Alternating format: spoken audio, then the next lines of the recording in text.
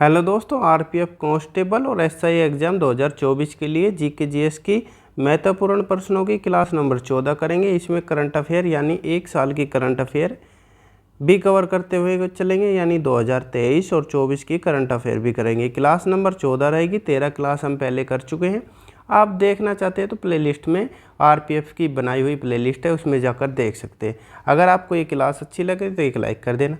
अगर आपको चैनल उपयोगी लगे तो चैनल को सब्सक्राइब कर सकते हैं। तो बिना देरी से फर्स्ट क्वेश्चन से शुरू करेंगे और ये 2019 पर आधारित क्वेश्चन होंगे, जो आरपीएफ एग्ज़ाम प्रीवियस ईयर के क्वेश्चन है। करंट अफेयर साथ में इंपॉर्टेंट क्वेश्चन लेकर चलेंगे। तो बिना देरी से फर्स्ट क्वेश्चन पर चलते हैं। फर्स्ट क्वेश्चन दे रखा है, कुतुबुद्दीन ऐबक की मौत कौन सा खेल खेलते समय हुई थी। यानी कुतुबुद्दीन ऐबक की जो मौत हुई थी वो कौन सा खेल खेलते हुए, चौगान, शिकार करते वक्त, हाथी लड़ाई या शतरंज। तो किस खेल से खेलते समय हुई थी, तो कौन सा सही रहेगा ऑप्शन। और ये कब हुई थी, तो 1210 ईस्वी में हुई थी। कहाँ पे हुई थी, तो लाहौर में हुई थी। तो ऑप्शन ए सही रहेगा, चौगान खेलते वक्त। आगे चलते हैं अगले क्वेश्चन पर। अब अगला क्वेश्चन दे रखा है, सबसे गहरा भूमध्य और सबसे व्यस्त बंदरगाह निम्न में से कौन सा है। सबसे गहरा पूछ रखा है और सबसे व्यस्त बंदरगाह कौन सा है। पारादीप, चेन्नई, विशाखापट्टनम या तूतीकोरिन बंदरगाह। पारादीप कहाँ पे है, तो ये उड़ीसा का है। चेन्नई तमिलनाडु का होगा। विशाखापट्टनम आंध्र प्रदेश में है और तूतीकोरिन तमिलनाडु में होंगे। तमिलनाडु का बंदरगाह है। तो कौन सा ऑप्शन सही रहेगा, तो ऑप्शन सी सही रहेगा, विशाखापट्टनम बंदरगाह, जो आंध्र प्रदेश में स्थित है और ये सबसे गहरा भूमध्य और सबसे व्यस्त बंदरगाह है। आगे चलते हैं अगले क्वेश्चन पर। अब अगला प्रश्न दे रखा है, निम्न में से कौन सा रेगिस्तान दक्षिण अमेरिका में स्थित है। दक्षिण अमेरिका में पूछ रखा है, कालाहारी मरुस्थल, पैटागोनियम मरुस्थल या थार मरुस्थल या सोनोरन मरुस्थल। तो दक्षिण अमेरिका का पूछ रखा है, तो कौन सा सही रहेगा, तो ऑप्शन बी सही रहेगा, पेंटागोनियन मरुस्थल, जो विशेष रूप से किस देश में है। अगर मुख्य रूप से पूछा जाए दक्षिण अमेरिका में है, वैसे मुख्य रूप से किस देश में है, तो ये अर्जेंटीना में है। किस में, अर्जेंटीना देश में है। आगे चलते हैं अगले क्वेश्चन पर। अब अगला क्वेश्चन दे रखा है, सामान्य कानूनी अधिकारों के लिए आदेश जारी करने की शक्ति किस न्यायालय के पास होती है। कौन से सामान्य कानूनी अधिकारों के लिए आदेश जारी कर सकता है कौन सा न्यायालय, तो अधीनस्थ न्यायालय, सर्वोच्च न्यायालय, उच्च न्यायालय यानी हाई कोर्ट या सुप्रीम कोर्ट या अधीनस्थ न्यायालय या इनमें से कोई नहीं। तो कौन सा ऑप्शन सही रहेगा, इसका ऑप्शन सी सही रहेगा, यानी हाई कोर्ट। आगे चलते हैं अगले क्वेश्चन पर। अब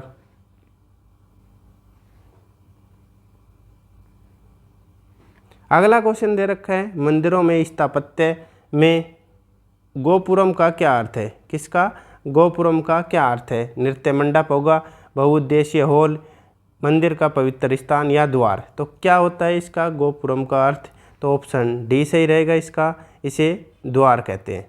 क्या है अर्थ, द्वार होगा। आगे चलते हैं अगले क्वेश्चन पर। नेक्स्ट क्वेश्चन पर चलते हैं। अगला प्रश्न दे रखा है, भारत में जीडीपी का निर्धारण किसके द्वारा किया जाता है। चार ऑप्शन दे रखे हैं, केंद्रीय सांख्यिकी कार्यालय यानी सीएसओ के द्वारा, या वित्त मंत्रालय के द्वारा, या वित्त आयोग के द्वारा, या स्थायी समिति के द्वारा। तो किसके द्वारा किया जाता है जीडीपी का निर्धारण, तो कौन सा सही रहेगा, तो ऑप्शन ए सही रहेगा, केंद्रीय सांख्यिकी कार्यालय। अगर पूछा जाए पहली बार, यानी पहला अनुमान था किसका अनुमान, यानी राष्ट्रीय आय का अनुमान कब लगाया गया था। राष्ट्रीय आय का पहला अनुमान कब लगाया गया था, अगर पूछा जाए तो 1956 में लगाया गया था। आगे चलते हैं अगले क्वेश्चन पर। अगला क्वेश्चन दे रखा है 2023 की करंट अफेयर है, यानी एक साल की करंट अफेयर हम इस पे कवर करते चलेंगे। यानी हर क्लास में 3-4 क्वेश्चन रहेंगे। 1 सितंबर 2023 को किसे रेलवे बोर्ड का अध्यक्ष और सीईओ नियुक्त किया? तो नरेश लालवानी को, अमर द्विवेदी, मनोज शर्मा या जय वर्मा सिन्हा को। तो किन्हें किया गया, कौन सा ऑप्शन सही रहेगा? तो ऑप्शन डी सही रहेगा, जय वर्मा सिन्हा जो पहली महिला है, पहली महिला अध्यक्ष एंड सीईओ नियुक्त किया गया है रेलवे बोर्ड का। आगे चलते हैं अगले क्वेश्चन पर। अगला क्वेश्चन दे रखा है, अधिकांश समुद्री जल में प्रत्येक 1000 ग्राम पानी में कितना नमक होता है? 1000 ग्राम पानी में कितना नमक होता है ये पूछ रखा है, यानी 1 किलोग्राम में कितना नमक होता है पानी में, यानी 100 ग्राम होता है, 200 ग्राम, 15 ग्राम या 35 ग्राम। तो कौन सा सही रहेगा? वैसे अगर पूछा जाए तो कितने % होता है, तो 35% होता है। तो उसी प्रकार ये ऑप्शन डी सही रहेगा, कितना होता है 1000 ग्राम में, तो 35 ग्राम नमक होता है। आगे चलते हैं अगले क्वेश्चन का रुख करते हैं। अगला क्वेश्चन दे रखा है, अमोनिया का रासायनिक सूत्र क्या है? अमोनिया का रासायनिक सूत्र पूछ रखा है NH3 या फिर CO2 होगा, NaCl या H2O। H2O किसका होता है? तो ये जल का होता है, और ये किसका होता है NaCl, ये साधारण नमक का होता है, साधारण नमक का होता है। तो अमोनिया का कौन सा रहेगा? ऑप्शन ए सही रहेगा, NH3। आगे चलते हैं अगले क्वेश्चन पर। अब अगला प्रश्न दे रखा है, मालवा का पठार निम्न में से किस राज्य में स्थित है? मालवा का पठार पूछ रखा है मध्य प्रदेश में, कर्नाटक, तमिलनाडु या झारखंड में। तो कौन सा ऑप्शन सही रहेगा? तो किस राज्य में है मालवा का पठार? तो ऑप्शन ए सही रहेगा, मध्य प्रदेश में। आगे चलते हैं। अगला क्वेश्चन दे रखा है, भारत के संविधान का कौन सा अनुच्छेद संवैधानिक उपचारों के अधिकार की गारंटी देता है? कौन सा अनुच्छेद है जो संवैधानिक उपचारों के अधिकार की गारंटी देता है? अनुच्छेद 28, अनुच्छेद 29, अनुच्छेद 30 या अनुच्छेद 32। तो कौन सा सही रहेगा इसका ऑप्शन? तो ऑप्शन डी सही रहेगा, अनुच्छेद 32 संवैधानिक उपचारों के अधिकार की गारंटी देता है। आगे चलते हैं अगले प्रश्न पर। अगला क्वेश्चन दे रखा है, चिपको आंदोलन किसके विरुद्ध था? वनों की कटाई, औद्योगिक विकास, खनन से या बाढ़ निर्माण से, बांध निर्माण से, सॉरी बाढ़ नहीं, बांध निर्माण से। तो किससे संबंधित था और ये कब हुआ था, यानी इसकी शुरुआत, चिपको आंदोलन की शुरुआत कब हुई थी? पूछा जाए आपसे शुरुआत कब हुई थी, तो कब हुई थी? 1973 में। किसके नेतृत्व में? अगर नेतृत्व पूछा जाए आपसे तो किसके नेतृत्व में? तो सुंदरलाल बहुगुणा के, सुंदरलाल बहुगुणा के नेतृत्व में। किससे संबंधित था या किससे विरुद्ध था? तो ऑप्शन ए सही रहेगा, वनों की कटाई के विरुद्ध था ये। और शुरुआत 1973 में। नेतृत्व किसने किया था? सुंदरलाल बहुगुणा ने। चिपको आंदोलन उत्तराखंड से इसकी शुरुआत हुई थी। आगे चलते हैं नेक्स्ट क्वेश्चन पर। अब अगला क्वेश्चन दे रखा है, निम्नलिखित में से कौन सा जानवर ऑस्ट्रेलिया के स्थानिक है, यानी ऑस्ट्रेलिया में कौन सा जानवर पाया जाता है? हाथी, कंगारू, कुत्ता या जॉइंट पांडा। तो कौन सा सही रहेगा? आप सभी को पता होगा, ऑप्शन बी सही रहेगा, कंगारू। आगे चलते हैं अगले क्वेश्चन पर। अब अगला प्रश्न दे रखा है, सितंबर 2023 में किस मंत्रालय ने KCC घर घर अभियान शुरू किया? किस मंत्रालय के द्वारा किया गया ये KCC घर घर अभियान? तो कृषि एवं किसान कल्याण मंत्रालय, शिक्षा मंत्रालय, महिला एवं बाल विकास मंत्रालय या आवास एवं शहरी मामलों के मंत्रालय। तो किसके द्वारा शुरू किया गया और 2024 में कौन कौन मंत्री बना दिए गए हैं उनको भी चर्चा करेंगे। तो किसके द्वारा शुरू किया गया यानी ये अभियान? तो ऑप्शन ए सही रहेगा, कृषि एवं किसान कल्याण मंत्रालय के द्वारा। तो कृषि मंत्री कौन है? तो कैसे ट्रिक के साथ याद करेंगे, यानी कृषि मंत्री कौन है? तो कृषि करता है वो, जो भी कोई कृषि करता है वो राज करता है पूरे देश पर। तो कौन होंगे अगर ये पूछा जाए? तो शिवराज सिंह चौहान कृषि मंत्री है, शिवराज सिंह चौहान। यानी कृषि करने वाले पूरे देश पर राज करते हैं, ऐसे याद करेंगे। शिक्षा मंत्री कौन है, यानी शिक्षा मंत्रालय किसके पास है? तो शिक्षा मंत्री कौन होते हैं? जो प्रधान होते हैं, यानी वो पढ़े लिखे होते हैं। तो धर्मेंद्र प्रधान के पास है,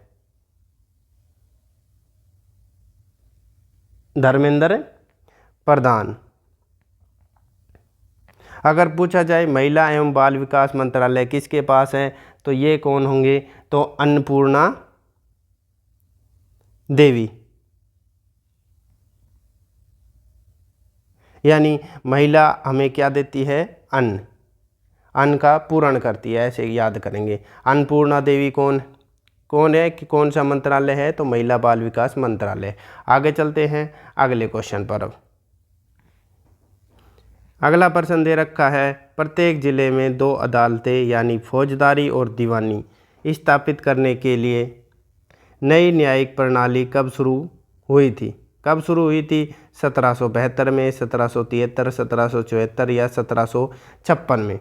और उस समय बंगाल के गवर्नर कौन थे? बंगाल के गवर्नर जनरल कौन थे? कौन थे? तो वॉरेन हेस्टिंग थे, वॉरेन हेस्टिंग्स थे। और कब शुरुआत हुई थी ये नई न्यायिक प्रणाली की? तो ऑप्शन ए सही रहेगा, 1772 में। आगे चलते हैं अगले क्वेश्चन पर। अब अगला क्वेश्चन दे रखा है, जातिगत समानता का प्रचार करने के लिए ज्योतिबा फुल्ले ने निम्न में से किस संगठन की स्थापना की थी? तो ज्योतिबा फुल्ले ने किस संगठन की स्थापना की थी जातिगत समानता के प्रचार के लिए? तो सत्यशोधक समाज या प्रार्थना समाज या वेदांत समाज या ब्रह्म समाज। तो किसकी की थी? कौन सा ऑप्शन सही रहेगा और कब की गई थी? तो ऑप्शन ए सही रहेगा, सत्यशोधक समाज की स्थापना की गई थी। कब की गई थी? तो 24 सितंबर को, 24 सितंबर 1873 को। जगह पूछे जाए तो पुणे यानी महाराष्ट्र, MH कर देंगे शॉर्ट में। आगे चलते हैं अगले प्रश्न पर। अब अगला प्रश्न दे रखा है, मनीष देसाई सितंबर 2023 में प्रेस सूचना ब्यूरो के किस पद का कार्यभार संभालने के लिए चर्चा में थे? तो ये भी 2023 की करंट अफेयर है, ये भी परीक्षा में पूछे गए क्वेश्चन है। मनीष देसाई तो किसके बने हैं? यानी PIB के किस पद पर, यानी किस पद का कार्यभार संभालेंगे? प्रधान महानिदेशक का या उपनिदेशक या अपर महानिदेशक या संयुक्त निदेशक का? तो कौन सा सही रहेगा? इसका ऑप्शन ए सही रहेगा, प्रधान महानिदेशक का ये पदभार संभालने के लिए चर्चा में थे। कौन? मनीष देसाई। आगे चलते हैं अगले क्वेश्चन पर। अगला प्रश्न दे रखा है, भारत की जनगणना 2011 के अनुसार भारत के किस राज्य में दूसरी सबसे कम साक्षरता दर दर्ज की गई? यानी दूसरा सबसे कम साक्षरता दर वाला राज्य कौन सा है? असम होगा, अरुणाचल प्रदेश या मणिपुर या त्रिपुरा? सबसे कम वाला कौन सा होगा? अगर सबसे कम साक्षरता दर पूछी जाए तो बिहार होगा। उसके बाद पूछ रखा है दूसरा कौन सा होगा? बिहार के बाद कौन सा होगा? तो ऑप्शन ए बी सही रहेगा, ऑप्शन बी सही रहेगा, अरुणाचल प्रदेश। कितनी है अगर प्रतिशत में पूछी जाए साक्षरता दर? तो 65.38। आगे चलते हैं अगले क्वेश्चन पर।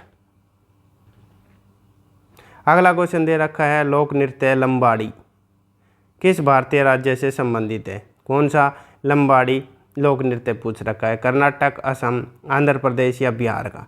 तो कौन सा सही रहेगा लंबाड़ी का? तो ऑप्शन सी सही रहेगा, आंध्र प्रदेश का ये लोक नृत्य है। आगे चलते हैं लास्ट क्वेश्चन पर। लास्ट क्वेश्चन दे रखा है, महाराष्ट्र के लोक संगीत यानी लावणी को कितने भागों में बांटा गया है? एक महाराष्ट्र का तमाशा पूछा जाता है, तमाशा नृत्य भी बार बार परीक्षा में पूछा जाता है। लावणी को कितने भागों में? 4, 5, 2 या 3? तो कितने भागों में बांटा गया? कौन सा ऑप्शन सही रहेगा? तो ऑप्शन सी सही रहेगा, 2 भागों में। कौन कौन से? निर्गुणी और श्रृंगारी लावणी। निर्गुणी में और श्रृंगारी। लोक संगीत को 2 भागों में बांटा गया था। ये हमारी क्लास थी, आपको कैसी लगी? क्लास के क्वेश्चन इंपॉर्टेंट लगे हो तो एक लाइक कर देना। अगर आपको चैनल उपयोगी लगे चैनल को सब्सक्राइब कर सकते हैं और किसी भी प्रकार के नोटिफिकेशन के लिए बेल आइकन ऑन कर सकते हैं। आपका दिन शुभ हो। धन्यवाद।